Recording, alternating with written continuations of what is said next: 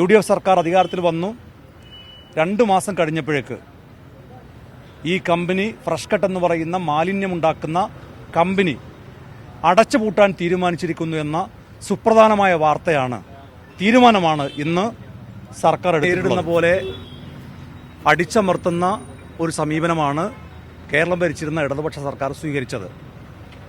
ഒരേ സമരത്തിൽ പങ്കെടുത്തവർക്കെതിരെ നിരവധി FIRകൾ ചുമത്തി അവരെ ദിവസങ്ങളോളം മാസങ്ങളോളം ജയിലടക്കുന്ന ഒരു സമീപനമാണ് ഇടതുപക്ഷ ഗവൺമെന്റ് സ്വീകരിച്ചിരുന്നത്. മാത്രമല്ല, കമ്പനിക്ക് അനുകൂലമായ നിലപാട്, ഫ്രഷ് കട്ട് എന്ന് പറയുന്ന കമ്പനിക്ക് അനുകൂലമായ ഒരു നിലപാടാണ് കഴിഞ്ഞ കേരളം ഭരിച്ച ഇടതുപക്ഷ സർക്കാർ സ്വീകരിച്ചത്.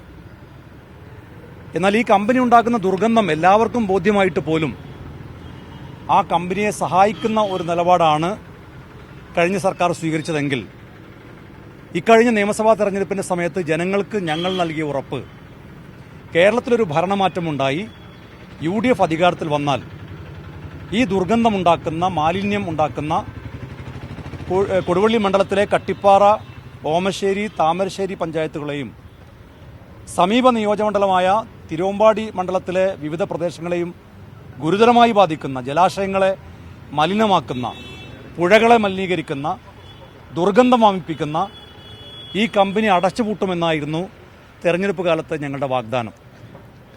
UDF സർക്കാർ അധികാരത്തിൽ വന്നു 2 മാസം കഴിഞ്ഞപ്പോഴേക്ക് ഈ കമ്പനി ഫ്രഷ് കട്ട് എന്ന് പറയുന്ന മാലിന്യമുണ്ടാക്കുന്ന കമ്പനി അടച്ചുപൂട്ടാൻ തീരുമാനിച്ചിരിക്കുന്നു എന്ന സുപ്രധാനമായ തീരുമാനമാണ് ഇന്ന് സർക്കാർ എടുത്തിട്ടുള്ളത്.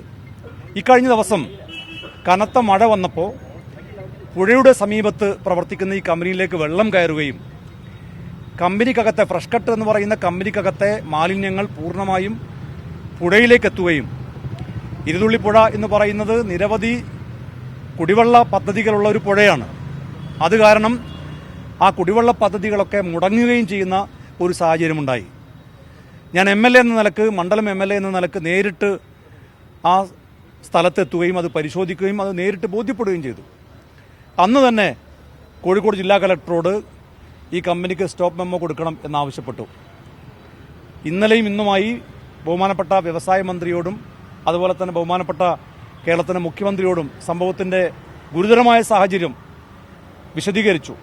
നേരത്തെ കേരള നിയമസഭയിൽ സബ്മിഷൻ ഉന്നയിച്ചപ്പോൾ ബഹുമാനപ്പെട്ട മുഖ്യമന്ത്രി അന്ന് മറുപടി നൽകിയത് ഒരു വിദഗ്ധ സമിതിയെ വെച്ച് പരിശോധന നടത്തി കമ്പനി അടച്ചുപൂട്ടാൻ ആവശ്യമായ നടപടികൾ സ്വീകരിക്കുമെന്നായിരുന്നു. മാത്രമല്ല, ഈ കേസിൽ ഉൾപ്പെട്ട ആളുകളുടെ കേസുകൾ കേസ് കള്ളക്കേസുകളാണെന്നും അവർ ന്യായമായ ആവശ്യത്തിന് വേണ്ടിയാണ് സമരം ചെയ്തതെന്നും അതുകൊണ്ട് ആ കേസ് പിൻവലിക്കുമെന്നുമാണ് ബഹുമാനപ്പെട്ട മുഖ്യമന്ത്രി ഉറപ്പ് നൽകിയത്. എന്നാൽ ഇപ്പോഴത്തെ സാഹചര്യം അതിനേക്കാൾ ഗുരുതരമാണെന്നും അതുകൊണ്ട് ഒരു വിദഗ്ധ സമിതിയുടെ റിപ്പോർട്ട് വരുന്നതുവരെ കമ്പനി തുറന്ന് പ്രവർത്തിക്കാൻ അനുവദിച്ചാൽ ഇനിയും ഒരുപാട് ജലസ്രോതസ്സുകൾ മലിനമാകുമെന്നും ജനങ്ങൾ വീണ്ടും സമരരംഗത്തേക്ക് ഇറങ്ങേണ്ടി വരുമെന്നും സ്വാഭാവികമായും ആ മണ്ഡലത്തിലെ ഒരു ജനപ്രതിനിധി എന്ന നിലക്ക് എനിക്കും സമരരംഗത്തേക്ക് ഇറങ്ങേണ്ടി വരുമെന്നുമുള്ള സാഹചര്യം ബഹുമാനപ്പെട്ട മുഖ്യമന്ത്രിയെയും ബോധ്യപ്പെടുത്തി. അദ്ദേഹം ഇക്കാര്യത്തിൽ വളരെ ഗൗരവമായി ഇടപെട്ട് ഇന്ന് തന്നെ അദ്ദേഹത്തിൻ്റെ വകുപ്പ് ആയിട്ടുള്ള പൊല്യൂഷൻ കൺട്രോൾ ബോർഡിൽ നിന്ന് ഈ കമ്പനി സ്റ്റോപ്പ് ചെയ്യാനും അത് അടച്ചുപൂട്ടാനും എത്രയും പെട്ടെന്ന് അടച്ചുപൂട്ടാനുമുള്ള സുപ്രധാനമായ ഒരു തീരുമാനം ഇന്നെടുത്തിരിക്കുന്നു. ആ തീരുമാനമെടുക്കാൻ തയ്യാറായ ബഹുമാനപ്പെട്ട കേരളത്തിൻ്റെ മുഖ്യമന്ത്രി ശ്രീ VD സതീശനും അതുപോലെ തന്നെ കേരളത്തിൻ്റെ വ്യവസായ വകുപ്പ് മന്ത്രി PK കുഞ്ഞാലിക്കുട്ടി സാഹിബിനോടുമുള്ള നന്ദി ആ മണ്ഡലത്തിലെ ജനങ്ങൾക്ക് വേണ്ടി രേഖപ്പെടുത്താൻ ഈ അവസരം വിനിയോഗിക്കുകയാണ്. ഇതിൻ്റെ ഓടുന്ന കോപ്പി എല്ലാവർക്കും കൈമാറാം. അതുപോലെ തന്നെ കഴിഞ്ഞ കാലങ്ങളിൽ സമരം ചെയ്ത ഒരുപാട് ജനങ്ങളുണ്ട്.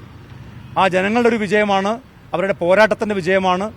ജയിലിൽ പോയി മാസങ്ങളോളം ജയിലിൽ കിടന്ന ആളുകൾ, ജോലി നഷ്ടപ്പെട്ട ആളുകൾ, വിദേശത്ത് പോകാൻ കഴിയാത്ത ആളുകൾ, നിരവധി ചെറുപ്പക്കാർ, സ്ത്രീകൾ, മർദ്ദനമേറ്റവർ, ടിയർ ഗ്യാസിൻ്റെ മാരകമായ പ്രഹരശേഷി കൊണ്ട് ദിവസങ്ങളോളം ആഴ്ചകളോളം ആശുപത്രിയിൽ കിടന്നവർ, അങ്ങനെ ഒട്ടനവധി ആളുകളുണ്ട്. അവരുടെയൊക്കെ സമരത്തിൻ്റെ, അവരുടെയൊക്കെ പോരാട്ടത്തിൻ്റെ വിജയമായിട്ടാണ് ഇതിനെ നോക്കിക്കാണുന്നത്.